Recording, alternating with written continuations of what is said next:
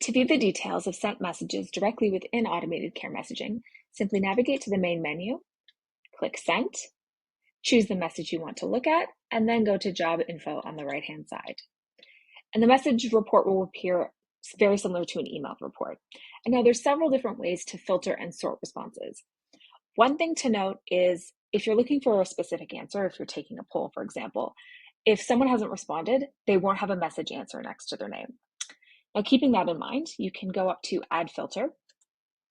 You can either search directly within the report, search by result, responded, unit, floor, or message type. So in here, we're only going to look at emailed ones. Click OK and apply filter, and you can see only people who were sent an email type of this message will appear. You can also further filter alphabetically. This is great if you have a lot of different facilities or units and you want to keep people together.